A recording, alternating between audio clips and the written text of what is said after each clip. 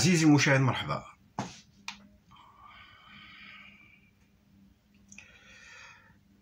العز للشعب الجزائري الحر، العز للشعب الجزائري الحر المقاوم.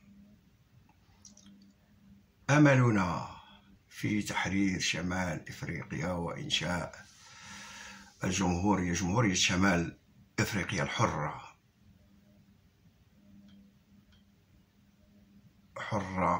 لأن غتخلص من الاستعمار الفرنسي وأزلامه والعملاء تاعو. والذل والعار لشعب الزدريبة الجميلة والمرقة كيخرج على قبل القهوة الشعرية.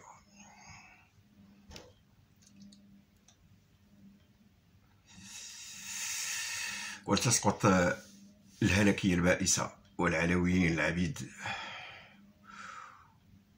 وليسقط المليخ شيشي مولاة الخلخال.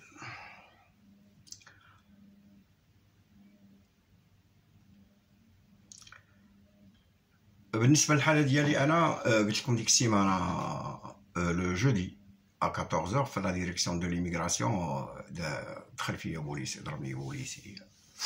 باقي الصراع مستمر. هاد الليلة راه جاو للفوق، حيت كاين هنا ديور قدام بانين بالخشب، جاو للفوق الدار اللي فوقي وبقاو يهرسو تا بدا يكب الماء ديال لاسينيسمون ديال الطواليت. لا متنعش. علاش الناس تاعنا هكا المسائل دايره فبارتو؟ علاش الناس تاعنا تيمشيو يتلاحوا في البحر، يمشيو لاوروبا؟ في اوروبا ما يقدرش يدير لك جارك هكا، واخا ما كاينش اللي غايقولها ليه بعدا. الا هذا راه كتعيط على البوليس كيفريوها معاه في البلاصه، كيجيو كيدخلوا فيه على سكوند. ميم اون امريكا، في امريكا الا دارها لك تيخلص لك واحد الماندا، ولا كان مول الدار تيعطيك، تيحكموا عليه يعطيك عامين ديال الكرافادو. شتي كيفاش كتصنع الامم؟ الانسان ما كتغبنوش، ما كتحسوش بالحقره. المهم انا روزمون لقاوني راني مولف على الظلم. انا راه جاي من بلاد الظلم، البلاد اللي كتصنع الظلم راني مولف عليه. بون on va continuer notre هذاك لو ديسكور تاعنا، وهضرنا على لو ديتيرمينيزم. الحلقه الماضيه راه شويه القضيه مخلطه، كانت شويه مخلطه. عندك شحال من فاكتور، عندك دو فاكتور اسونسيال اللي هما الحتميه. عندك الحتميه من جهه، وعندك القدر لو فاتاليزم، وعندك هنايا لا نيسيسيتي الضروره، وعندك هنا الحريه. الضروره راه من جهه الحتميه. الضروره ماشي واحد القانون كيفرض عليك، لا، واحد الحاجه خصها توقع، لان الماضي تصاوب هكا. الماضي هو اللي كيحكم في الحاضر، والحاضر كيحكم في المستقبل. اذا كتولي ضروره، ماشي زعما شي واحد هاز عليك عصا هي الضروره، لا، شي حاجه اللي خصها توقع. ان دومينو ضربوا الاخر اوتوماتيكون خصو يضرب اللي قدامه، ما كاين حتى شي قوه غتمنعو انه ما يضربش سميتو اللي قدامه. فبالتالي الحريه من جهه الحتميه كاينه الحريه، ولا كانت مساله قدريه ما كتكونش الحريه. خص الانسان يتبع المسائل. اذا هنا اش قال سميتو؟ قال بالنسبه لسبينوزا العالم، غادي يشرح لك دابا، غادخل لك في الصح. العالم اي غوفرني بار لا لوا دي ديتيرمينيزم، محكوم بقانون الحتميه ومحكوم بقانون الضروره. الوغ اي تو سكي اكزيست، اي حاجه كاينه هي في الواقع لي في هي النتيجه ديال واحد لاكوز انتيريور، هي في الواقع هي النتيجه ديال واحد السبب سابق. اي كو شاك نوفيل افي، و اي نتيجه جديده كتولي devient lui-même la cause de l'effet suivant. كيولي هو راه النتيجه ديال اللي سبقو، وكيولي هو النتيجه ديال ديك اللي جايه موراه. تقدر تطبقها في جميع المجالات، تقدر تطبقها في التاريخ راه تسلسلي. حنا كون ما اغتصبوش الاستقلال هذا ما غنوصلوش لهاد الحاله. كون والدينا ما سكتوش على الاغتصاب ما غنوصلوش لهذا. كون ناضوا مع النظام ونوضوها معاه من النهار الاول من 56 ما غنوصلوش لهاد الحاله، غنلقاو الاشياء مزيانه.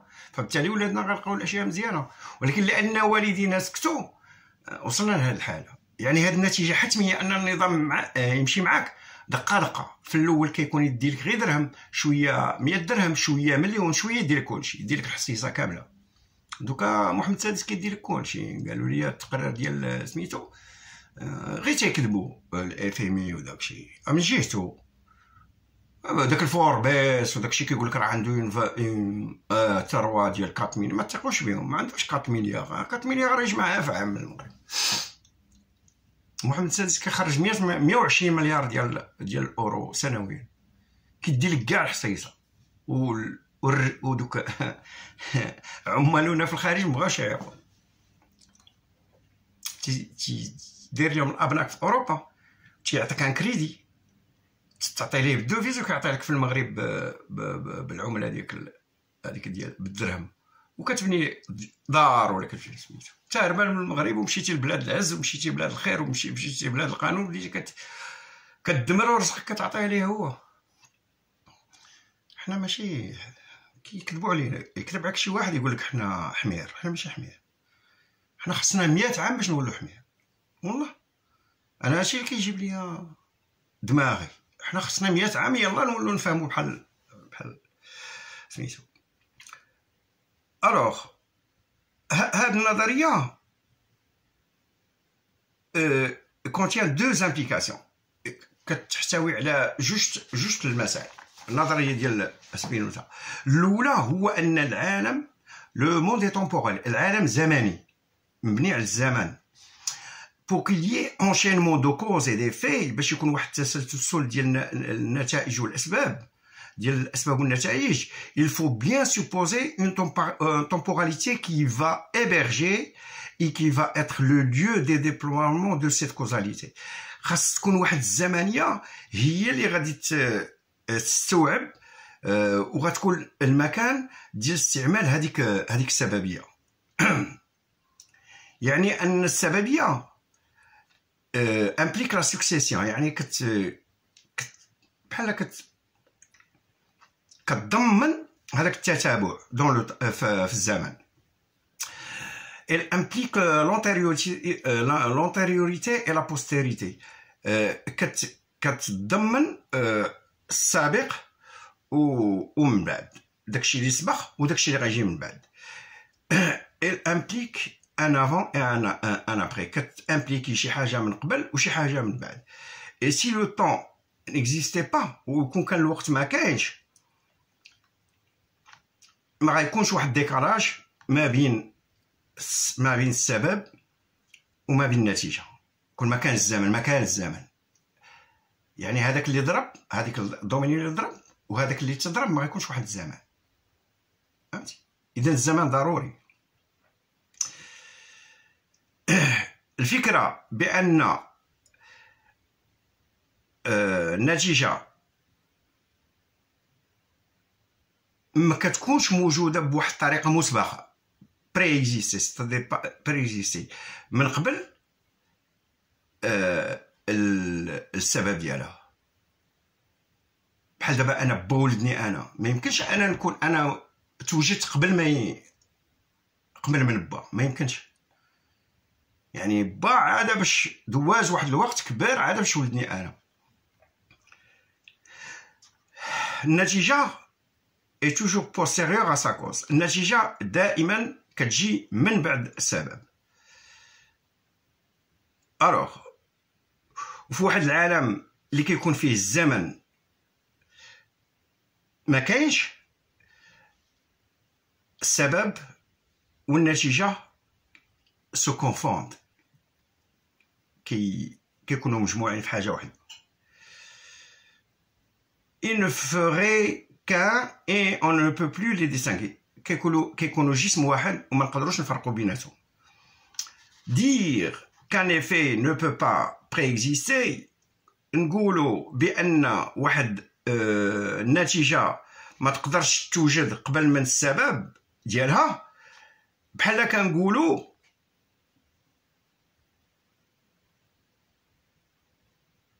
كنقولوا ما نقدرش انا نتولد قبل من يتولد با. السبب كيجي دائما قبل من النتيجه.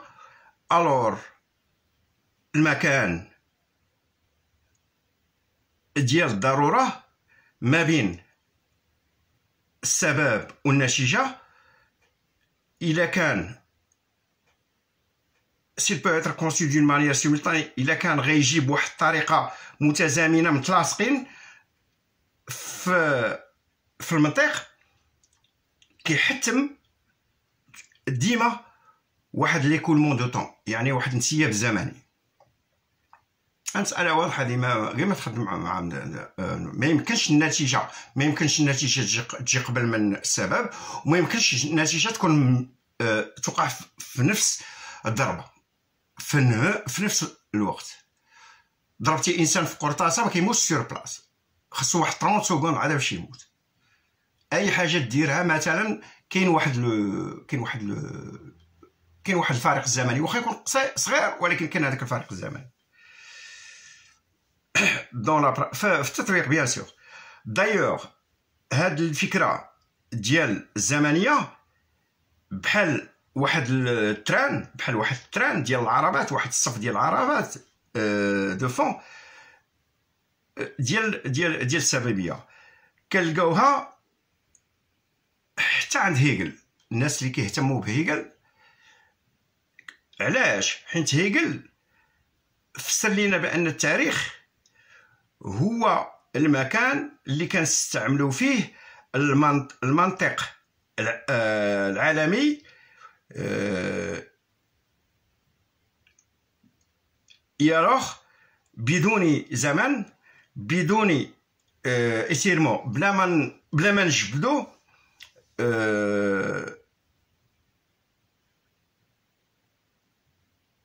ما نقدرش نجبدو الاحداث بلا ما يكون هناك زمن.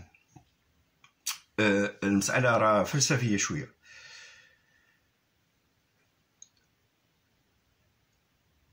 بلا هاد الجباد ديال هذيك السلسله، هذيك المجموعه ديال العربات ديال التصرفات ديالنا، المنطق العالمي ما يمكنش نستعملوه.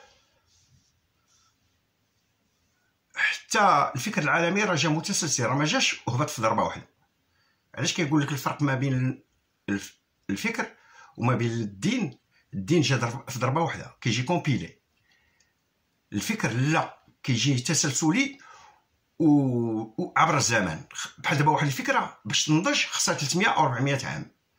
الدين لا كيهبط في ضربه واحده، يعني كومبيلي. هذا هو الفرق ما بين النبي وما بين المفكر. Et donc, aucun apprentissage, aucun progrès vers le vrai ne serait possible pour nous. كون ما كانش هذاك ليتيرمون، هذاك العامل الزمني، الانسان ما غيتعلمش، ليكسبيريونس ما غيتعلمش وما غيزيدش قدام، ما غيكونش عنده واحد التقدم باتجاه الحقيقه بالنسبه لينا حنا.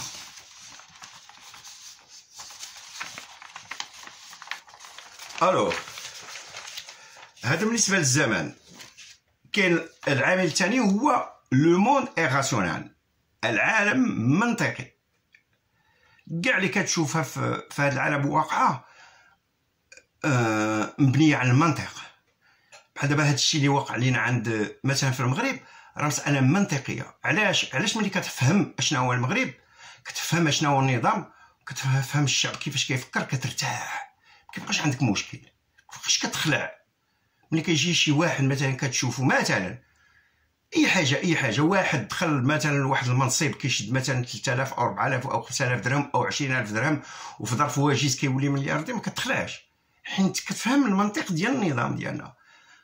ملي كتجي كتشوف واحد مثلا كيتلقى البنت مثلا ما عندها والو كيحل لها وجهها كيقول لها علاش ما هازه والو في الصاك ديالك والو، كتجيك منطقيه حيت فهمتي العقليه، فهمتي حيت اي حاجه عندها تفسير منطقي. شكون اللي كيتخلع شكون اللي كيدهش؟ هو داك الانسان اللي ما فاهمش بحال دابا مثلا الانسان كلنا ماشي غير الناس العاديين، راه بحال دابا مثلا كتشوف واحد دار فيديو واه فلان دار كان ومن هنا مهداوي، راه منطقي داكشي اللي كيدير المهداوي، راه منطقي. راه النهار كدير الاحتمال النهار الاول نهار بدا كان عنده اما كان من دوك اللي كيديروا سينيال اغوش وابرا كيضروا ادروات، اما خدام مع النظام، اما السوف ديالو قصير يعني غيضرب في الاخر يقول لك راه ما كاينش معايا من وانا اللهم ندبر على راسي صافي. اذا ملي كتشوفو دار هذاك الشيء ما كداش لا هو لا غير، انا غير جبتو لك انا اللي داروا اليسار راه فين يبان اش دار المهداوي. الصبار راه واقف معاك اليوم كيعرف النظام، ونهار الاثنين ملي عطاه رئيس المجال حقوق الانسان داك سميتو هذاك السي سي دي اش قال لك الديمقراطيه والمغربيه الديمقراطيه. تصور السبت واقف صحه ماريشا كيقول سميتو، وماشي غير هو بن سكر كاع اليساريين دوك الجدري داك ديال الجدري، انا نهضرش على اتحاد الشراكي راه الشراكي معروف سميتو، هادو الجدريين اللي دوزو الحبس وكلشي كيشوفوا الفلوس وصافي كيتلفوا. الا فهمتي العقليه ديال النظام وفهمتي العقليه ديال الانسان المغربي ما كتبقاش نباهر. او لو واحد جا ودار مثلا او قتال او كذا ما كتنبهرش، تو سوربون با. علاش؟ حيت فهمتي البلاد ديالك، فهمتي المنطق ديالك. الوغ كيقول لك لو موند اي راسيونيل، دير كو لو موند اي راسيونيل او لو ريال اي راسيونيل، باش نقول بان العالم منطقي او الواقع راه منطقي، بحال تنقولوا كاينه واحد لا لوجيك، كاين واحد المنطق مورا اي حدث.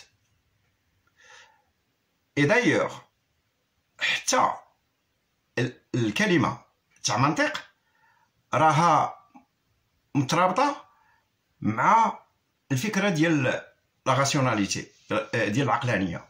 المنطق والعقلانيه راهما جسم واحد، هي اون كونوتاسيون. بحال دابا الا شي حاجه ماشي منطقيه، هذا يعني بانها راها غير عقلانيه، يعني ما خرجتش من العقل. شي حاجه غير منطقيه معناها راه ما خرجتش من العقل. بحال دابا مثلا بحال دابا مثلا الملك تيهز الفلوس وتيخلي الشعب بالجوع، لا سبيطارات لا والو، هو كيمشي يداو برا هو ودوك الناس اللي خدامين عنده وما كيديرش السبيطارات. راه مساله غير عقلانيه، ما خرجش، ماشي العقل اللي كيقول هكاك، النفس اللي كتقولها، الرغبات النزوات. الانسان اللي كيكون مريض من الداخل هو اللي كيدير هكاك.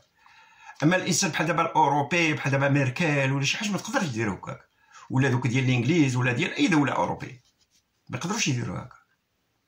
ما يقدرش يهز الفلوس يمشي يحطهم وكيترعد ويشريهم ماكان وكذا وهنا والشعب ما عنده والو وصافي، ويجي يشد ورقه يبدا يكذب عليه وصافي ما يقدرش.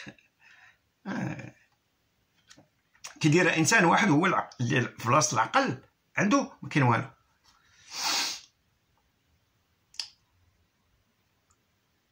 الوغ الا كان شي حاجه ماشي منطقيه، هذا يعني انها غير عقلانيه، ولا ما كانتش عقلانيه معناه انها غير مفهومه.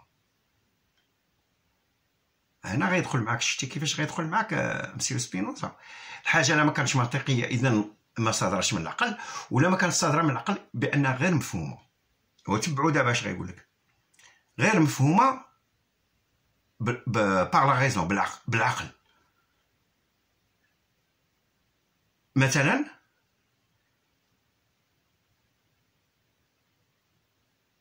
مثلا شي واحد جا عندك وقال لك اودي راك تشاد التفاحه ديالي في يدي وطاحت، واليوم باش تطيح الارض طلعت لفوق وبدات كتشطح وبدات كدير الموسيقى، ما غتصدقوش. علاش؟ حيت كتبان لك غير منطقيه، حيت ما تفهمهاش.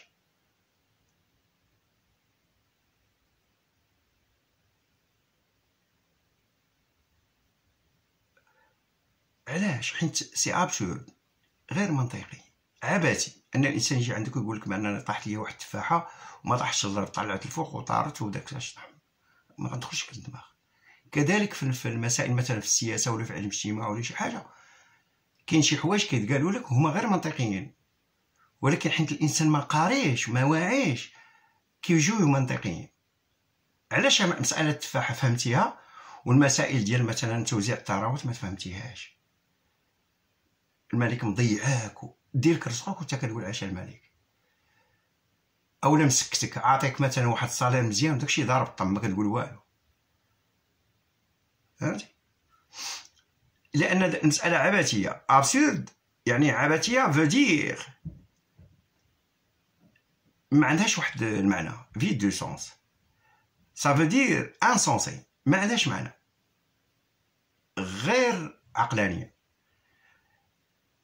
العالم منطقي بطريقه اخرى هو ان النتيجه غير منفصله عن السبب، النتيجه غير منفصله عن السبب، يعني ان النتيجه موجوده داخل السبب، النتيجه ديال اي حاجه موجوده داخل السبب.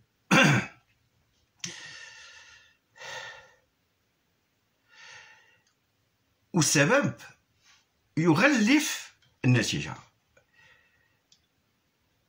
elle l'inclut de manière logique، كتغلفو بواحد الطريقه منطقيه وضروريه. بحال دابا مثلا الملكيه هي السبب ديال اللي ادت بنا لهذا الشيء، يعني هي اللي تأدي العبوديه. بمعنى ان الملكيه ملي كتهضر مع من الغربيين، ملي كتقول ليه الملكيه كيعرف، لان الملكيه تغلف العبوديه، ولا الملكيه ما دارش العبوديه صافي دير بان ماشي ملكيه. على ديال المغرب ماشي ديال اوروبا، راه ماشي ملكيه، هذوك غير التصاور دايرينهم وصافي، غير بور لا فورم صافي، عائله عندها الفلوس لاباس عليها مسمينها ملك، ولكن ما كتدخل ما كتحكم. كنهضروا على الملكيه اللي الملك كيقرر فيها. اذا الملكيه ملي كيجي شي واحد مثلا شي هاد الكذابه كلهم ديال الاحزاب كلهم راه مجرمين بامتياز. ملي تيقول لك كيقول كلمه ديمقراطيه عرفوا مجرم، حيت كلمه ديمقراطيه تعني لا وجود للحق الالهي، صافي لو دروا ديفان كيتحيد، هذه هي الديمقراطيه. ما كاين حتى واحد نصيفطوا لك الله ولا الطبيعه باش يحكمك، الحاكم انت اللي كتختار بواسطه الصناديق. اذا الانسان اللي كيقول لك ديمقراطيه شاهد زور، كذاب، جاهل، كلشي تجمع فيه.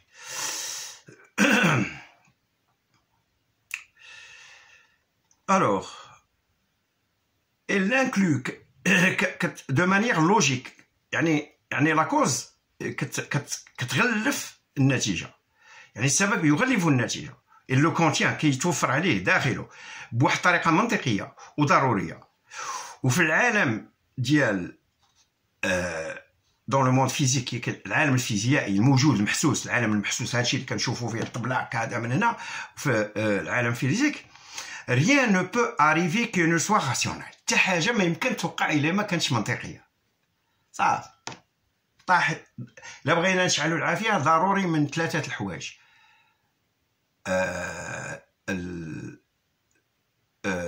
l'oxygène ou le combustible،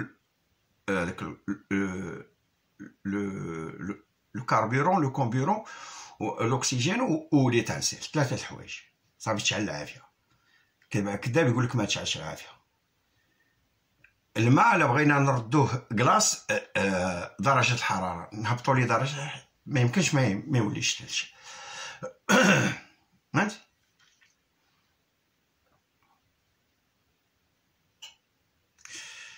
الوغ اي حاجه كتوقع اوبيو لوغوس. لو لوغوس هو العقل. حنا ردوه دخلوه لك في الماركتينغ ولا هو الشعار ديال الشركه كيقول لك اللوغوس. لا، اللوغوس هو العقل. تو سكي اريف يخضعوا للعقل، يخضعوا للمنطق، يخضعوا للوغوس. اسكي نو سامبل échapper aux lois de la وداك الشيء اللي كنظنوه بانه لا يخضع للمنطق tout simplement ce dont on n'a pas réussi à identifier. هو غير حنا ما وصلناش باش نتعرفوا عليه، نتعرفوا على الاسباب ديالو. et c'est très différent de ne pas y arriver à identifier les causes. وهذا كيختلف على اننا ما نوصلوش نتعرفوا على الاسباب ونظنوا ان هذه الاسباب ما كايناش، غير موجوده. هناك فرق. وقعت واحد الحاجه كنقول ما عرفتش. فرق ما بين الانسان اللي كيقول لا هذه وقعت هكاك بدون اسباب. فهمتي؟ مرا حملت ضروري كاين سبب. كاين واحد الراجل سميتو ما سميتو. فهمتي؟ اذا ما خصناش نقولوا بان واحد الحاجه وقعت، واحد النجيله وقعت، نقولوا راه ما عندهاش اسباب، حيت حنا ما عارفينش الاسباب. كاين الاسباب. C'est très différent quand on dit qu'on ne comprend pas. هاد المساله واحد كيقول لك لا راه ما عندها حتى شي سبب، وقعات وصافي ما عندهاش. واحد كيقول لك بان لا راه ما فهمناش، لان ما فهمناش. لكن ما فهمناش et quand on dit qu'il n'y a pas d'explication possible ما كاينش واحد التفسير ممكن. parce que quand on dit qu'il n'y a pas d'explication possible on suppose qu'il peut y avoir des choses qui peuvent arriver d'une manière non rationnelle. هنا الخطر كيكمل لك شي حاجه، هو ان ملي كتقول بان هذه المساله ما عندهاش اسباب، بانك راه كتقول كتقول بطريقه غير مباشره بان راه هذا العالم راه يقدروا يوقعوا شي حوايج وهما ماشي عقلانيين.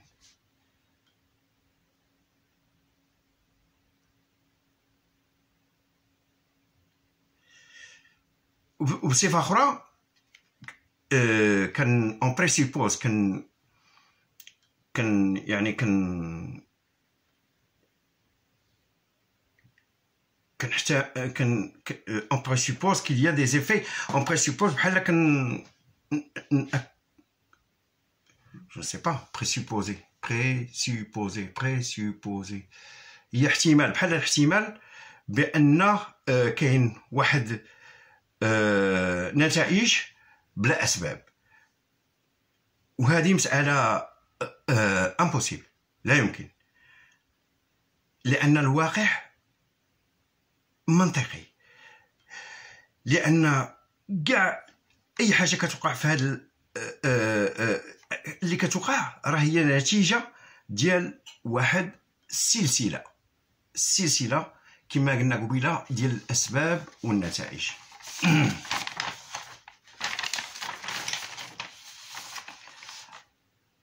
اي ولاننا عندنا منطق. الانسان عنده منطق، عنده عقل. الانسان عنده عقل وعندنا ذكاء، on possède l'intelligence. يمكن ان نستبق الاحداث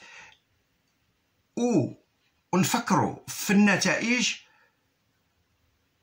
قبل ابارتير دو لور كوز. بحال دابا مثلا ولدك قبل ما يسقط في الامتحان غتحكم عليه من الاسباب اللي غتسبب ليه. دابا السبب ديال انه ما نجحش في ما غينجحش في الامتحان، ما نجحش في الامتحان، هو انه ما كيخدمش في الدار، كيجي كيبقى يلعب مقابل غير دوك لي طابليت وداك التخرميز.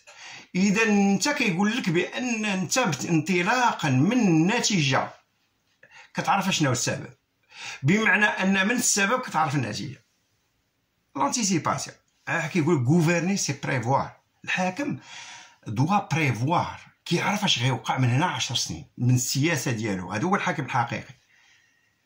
حنا محمد السادس راه عارف اش غيوقع من هنا 10 سنين كلشي غادي صافي، كلشي غيمشي والله عارفها. كاين اللي غيموت بالجوع، كاين اللي بالفقر، كاين المرض، كاين اللي بالفقصه، كاين اللي بالانتحار، كاين اللي غتلح في البحر. عارف يعني معلم محمد السادس. كنظلمو ملي كنقولوا غوفرنر هذا سميتو معنا راه ما دايرش خدمتو، داير خدمتو. à partir de leur cause. Quand vous allumez une bougie ملي كتشعل واحد الشمعة dans un endroit sécurisé في واحد المكان اللي آمن، ما فيه لا بونج، ما فيه لا تبن، ما فيش شي حاجة غير، c'est-à-dire voir à l'avance les effets dont on se connaît les causes. يعني كتخيل في دماغك بأن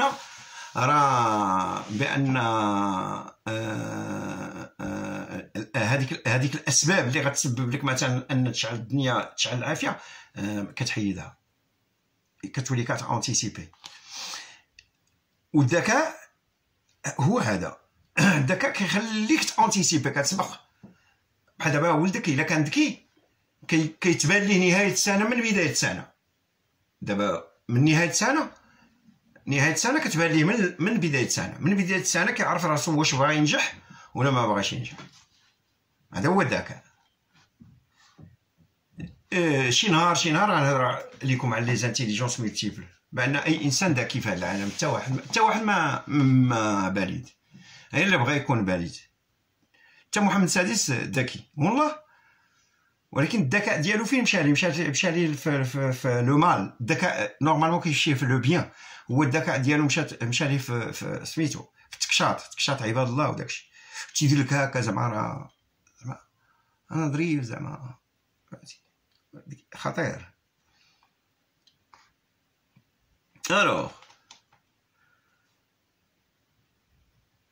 et c'est ça l'intelligence, la faculté de comprendre la chaîne des causalités et des causes et effets pour pouvoir les anticiper. الذكاء هو فهم السلسلة ديال الأسباب ديال العلة والمعلول باش نستعقوها. قريتي التاريخ، شفتي بأن إلا كان عندك سلطة مطلقة معناها راه مفسدة مطلقة، وراه غيكثروا الشفارة والفاسدين وكذا ومن هنا والفقراء، وغتنضام الأخلاق وكلشي، وغتنضاد الأخلاق والناس غيبداو يفرسوا بعضياتهم وداكشي. إي بورتون جيتي درتيها، معناها راه ماشي ذكي.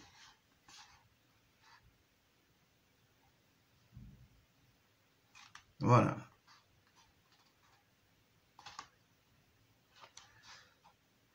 الوغ من اجل هذا الا عرفنا الاسباب نقدروا نستنتجوا النتائج. هذا اختصاص ديال الانسان. اختصاص ديال الانسان plutôt une spécialité de l'être humain de s'étonner des effets dont il connaît les causes. الغريب في الامر ان ولدك مثلا عرف راسو ما كيخدمش وكيجي عندك يقول لك سقطت با، كيفاش انا سقطت، فهمتي؟ السيطون الانسان الطبيعه ديالو هكا، انه عارف الاسباب ويسيطون. C'est-à-dire c'est une spécialité de l'être humain de s'étonner des effets dont il connaît les causes. دير شي حاجه مثلا وغادي غادي ندهشوا من نتائج ديال هذيك الحاجه اللي درتي. غنديروا بحال دو فيرمين دو نو با كوم، بحال ما فهمناش. بحال دابا مثلا هذيك مدينه اللي غرقت، راه قلت لكم كون كان راه خاصك ما تندهش، حيت لو بلون ديال لا فيل كان مديور غير على واحد العدد ديال السكان قليل، وبقى كيتزادوا السكان وكيتزادوا الديور ويزيدوا البيوت ويزيدوا السكان والعدد السكان، كل بيت ساكنين فيه 10 وكذا من هنا.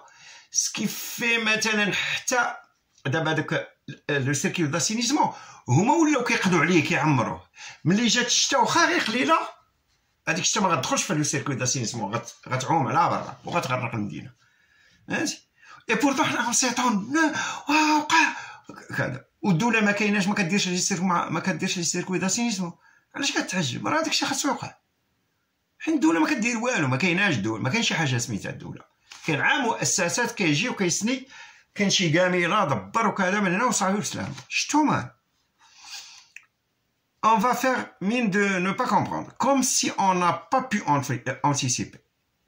بحال ما قدر، بحال الناس كتعجب، بحال محمد السادس دار لهم شي حاجه باش ان ملي يجي المطار غيمشي اوتوماتيكمون مع لي سيركو. هو ما دار والو، الدوله ما دارت والو، علاش كتعجب؟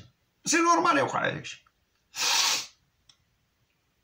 الوغ اجير بيتمون، الا تصرفنا بغباء، سي اجير sans avoir anticipé les effets de notre action. هو اننا كنتصرفوا بلا ما نستبقوا النتائج ديال الفعل ديالنا. يعني كنتصرفوا وحنا كنساو بان الواقع راه منطقي، كلشي كيحاكموا المنطق. هزيتي الفلوس سرقتيها، هزيتي الصناديق ديال الدوله، سي نورمال الناس غادي يموتوا بالجوع، سي نورمال الناس غيموتوا بالفقر، سي نورمال الناس غادي يموتوا بالمرض، سي نورمال غتولي الجريمه، سي نورمال غتولي الدعاره، سي نورمال غيكثر الحريق، سي نورمال غيكثر لاكريساج. حين العالم راه منطقي. Alors, et donc, une des conséquences ومن ما بين النتائج ديال الحتميه سي كي نيا جامي يو ليو دو سيتوني، ان الحتميه كتحتم عليك انك ما تتفاجئش. جا عندي تقول لي ولدي سقط، ولدي سقط بتعجب، نقول لك السي محمد ولدك راه العام كامل وانا كنشوفو كيلوح الشكاره كيخرج الزنقه كذا، علاش كتعجب؟ الحتميه كتقول لك ما تتعجبش، راه باينه المسائل دو سكي اريف. pour être plus précis باش نكونوا مضبوطين بزاف، التعجب كيكون هو ردة فعل إنسانية عفوية qui demande à être dépassée par la compréhension، اللي كتطلب أننا نتجاوزوها باش بالفهم. إلا بغينا ما نتعجبوش من أي حاجة كتوقع عندنا في البلاد، في العائلة، في الزنقة، داكشي هو السوفي باش نفهمو، ما كتبقاش تعجب. هذا دار شوف كي ولا كيهضر كان ودخل الحبس وداكشي، سي نورمال. منين جاي هو؟ وحللتي الخطاب ديالو قبل ولا قال لك والله ما دوله صافي؟ قال لك والله ما دوله صافي، غمضتي عينيه وانت كتقلب على قائد. هكاك القائد كيكون يقول لك والله ما دوله. عبد الكريم الخطابي هذه 60 عام قال لك راه دوله عصابات. لاش غتسنى انت واحد يقول لك باش تيق بيه يقول لك والله ما دوله؟ ومحمد السادس راه كيدير لك صناعه المعارضين الوهميين في الديبار، راه كلهم كيبداو يقولوا لك كذا من هنا وداك الشيء، وكيبقى يجر فيه باش يقتل انت ديك الثقه. هذا هو الهدف. اذا متبقاش تعجب بزاف، فهم باش ما تتعجبش. باسكو بيان سوفون se traduit par le fait de dire que ce qui arrive n'a pas de sens. لأن في كثير من الأحيان كترجم مسألة أننا نقول ما يحدث ما عنده حتى معنى، سو كي arrive n'est pas logique، اللي كيحدث ماشي منطقي، كو سو كي arrive n'est pas possible، اللي كيوقع n'est pas possible، غير ممكن. يعني في كثير من الحالات. alors ولكن غياب السببيه الظاهريه، كاين سببيه حيت كاين شي حوايج ما تقدرش تفهمهم عاوتاني. علاش خصك يكون عندك مثقفين المجتمع ديالكم اللي كيفسروا لك بعض المسائل، فهمتي؟ دابا حنا في النظام ديالنا المغربي ما نقدرش نفهموا كلشي، علاش؟ حيت كاين السببيه اللي واضحه، راه واضحه باينه، كاين سببيه هي من كيدوز لك النظام والكلام ديالو. انتخابات كون كان محمد السادس عارفه غدي لي غير فرانك من جيبو ما يديرهاش، عارف بانه هو كيستثمر في الانتخابات لان هي باش شادك، هي باش هذوك البيادق اللي كيحط لك، هذوك المجرمين اللي كيحط لك هو اللي مدرك موراهم. اذا صالحه للانتخابات. Alors, l'absence de causalité apparente ne signifie pas absence de causalité tout court. يعني أن غياب السببية الظاهرة اللي كتشوفها عينك وكيشوفها عقلك هذا لا يعني أن راه ما كاينش واحد السببية. كاين أسباب، بحال دابا مثلا الأحداث اللي وقعوا في المغرب مثلا وما كيبانوا لك على 50 عام ولا 60 عام، عاد باش كتفهموا. علاش؟ لان في المرحله ديالهم كانت السببيه غير واضحه، ولكن من بعد عاد باش تعرف السببيه ديالهم، فهمتي؟ بحال دابا مثلا والدينا قالوا لهم شوف محمد الخامس في القمر، وشافوه مساك. وملي جيت نسول درت التحريات ديالي اش لقيت، كانوا دوك المجرمين ديال النظام، دوك البعاره، دوك البلطاجيه ديال كيجي عندك والناس فرحانين محمد الخامس جاي من المنفى، وكيشد التصويره وكيقول لك شوف شوف شوف شوف شوف شوف شوف التصويره، انت معاك كتبقى تشوف فيها وكيقول لك يلاه شوف القمر، كتشوف القمر كتبان اوتوماتيكمون حيت الصوره تفيكسات لك في عينك. ولكن ديك الساعه الناس ما تفهمهاش، اعيا ما يكون طولان طيطان داكشي العقل كان بسيط داكشي. اوكي ميرسي بوكو، الوقت ديالنا راه داز، وكنتمنى نتلاقاو في مرحله مقبله. نتمنى نكونوا استفدنا من هذا سميتو هذا الدرس. شكرا.